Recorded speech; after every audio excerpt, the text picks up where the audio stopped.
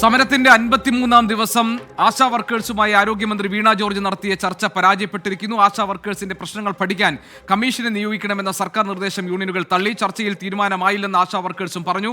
ആവശ്യമെങ്കിൽ ഇനിയും ചർച്ച നടത്തുമെന്നും സമരവുമായി മുന്നോട്ട് പോകാനാണ് തീരുമാനമെന്നുമാണ് ആശാ വർക്കേഴ്സ് വ്യക്തമാക്കുന്നത്. ഇപ്പോൾ ആശാ വർക്കർമാർ അവർ റോഡ് ഉപരോധിച്ചുകൊണ്ട് തിരുവനന്തപുരത്ത് MG റോഡ് ഉപരോധിച്ചുകൊണ്ടുള്ള സമരം നടത്തിയിരിക്കുന്ന അപ്രതീക്ഷിതമായ നീക്കമാണ് ആശാ വർക്കേഴ്സിന്റെ ഭാഗത്തുണ്ടായത്. ആ റോഡ് ഉപരോധിച്ചുകൊണ്ടുള്ള സമരത്തിലേക്ക് പ്രക്ഷോഭത്തിലേക്ക് ആശാ വർക്കേഴ്സ് കടന്നിരിക്കുന്നു. അല്പം മുൻപ് ആരോഗ്യമന്ത്രി വീണ ജോർജ് മാധ്യമങ്ങളെ കണ്ട് ഇന്നത്തെ ചർച്ചയുടെ കാര്യങ്ങൾ വിശദീകരിച്ചു. ഉമേഷ് ബാലകൃഷ്ണൻ ഞങ്ങളുടെ പ്രതിനിധി വിശദാംശങ്ങളുമായി നമുക്കൊപ്പം ചേരുന്നുണ്ട്. ഉമേഷ്, ആരോഗ്യമന്ത്രി ഇന്ന് ചർച്ച പരാജയപ്പെടാൻ ഇടയായ സാഹചര്യം എങ്ങനെയാണ് വിശദീകരിച്ചത്? എന്തുകൊണ്ടാണ് സർക്കാരിന് ഈ പ്രശ്നത്തിൽ പരിഹാരം കാണാൻ കഴിയാതെ പോകുന്നത്? എന്താണ് ആരോഗ്യമന്ത്രി പറഞ്ഞത്?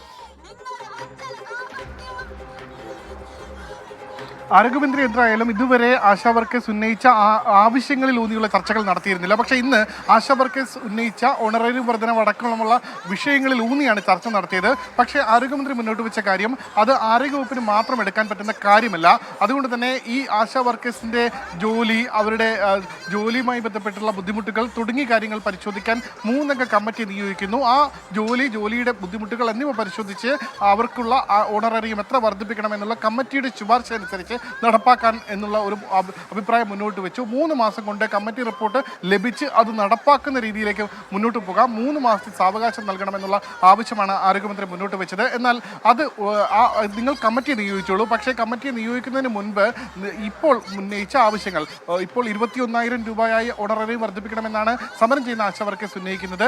അത് ഒരു 10,000 രൂപയെങ്കിലും ആക്കി ഓണറേറിയം വർദ്ധിപ്പിക്കണമെന്നുള്ള ആവശ്യം ഈ സമരക്കാർ മുന്നോട്ട് വെച്ചു. എന്നാൽ ആരോഗ്യമന്ത്രി അത്തരത്തിൽ തുക മാത്രം വർദ്ധിപ്പിക്കാൻ, അല്ലെങ്കിൽ 3,000 രൂപ പോലും വർദ്ധിപ്പിക്കാനുള്ള ഒരു അവകാശം തനിക്കില്ല. അത് വിവിധ കമ്മിറ്റികൾ കൂടിയാലോചനയ്ക്ക് ശേഷം മാത്രമേ നടപ്പാക്കാൻ കഴിയൂ. ഇതൊരു സിസ്റ്റമാറ്റിക് പ്രൊസീജിയറിലൂടെ നടന്നു പോകണം. ആ കടന്നു പോകാൻ വേണ്ടിയാണ് ഇത്തരമൊരു കമ്മിറ്റി എന്നാണ് ആരോഗ്യമന്ത്രി ചർച്ചയിൽ അറിയിച്ചത്.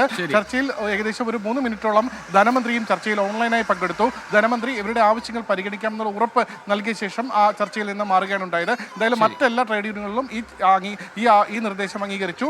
നിലവിൽ സമരം ചെയ്യുന്നവർ മാത്രമാണ് ഈ നിർദ്ദേശം അംഗീകരിക്കാത്തത്. ശരി, സർക്കാരിന്റെ ഭാഗത്ത് നിന്ന് വന്ന നിർദ്ദേശം കമ്മിറ്റിയെ വെച്ച് കാര്യങ്ങൾ പരിശോധിച്ച് തീരുമാനമെടുക്കാമെന്നുള്ളതായിരുന്നു. മറ്റു യൂണിയനുകൾ ഈ നിർദ്ദേശം അംഗീകരിച്ചു. പക്ഷേ സമരരംഗത്തുള്ള ആശാ വർക്കർമാരുടെ സംഘടനാ സമരസമിതി ഈ നിർദ്ദേശം അംഗീകരിക്കാൻ തയ്യാറായിട്ടില്ല. ചർച്ച അലസിപ്പിരിയുകയായിരുന്നു. ഇനി ആവശ്യമെങ്കിൽ വീണ്ടും ചർച്ച നടത്താമെന്നാണ് ആരോഗ്യമന്ത്രി വീണ ജോർജ് മാധ്യമങ്ങളെ അറിയിച്ചിരിക്കുന്നത്. ഏതായാലും ആശാ വർക്കർമാർ കടുത്ത സമര പരിപാടിയിലേക്ക്, പ്രക്ഷോഭങ്ങളിലേക്ക് അവർ കടന്നിരിക്കുന്നു. അതിന്റെ ഭാഗമായി റോഡ് ഉപരോധിച്ചുകൊണ്ടുള്ള പ്രതിഷേധം നടത്തുകയാണ്. അതിന്റെ ദൃശ്യങ്ങളും വിവരങ്ങളുമാണ് നേരത്തെ സലീം മാലിക് ഞങ്ങളുടെ പ്രതിനിധി നൽകിയത്.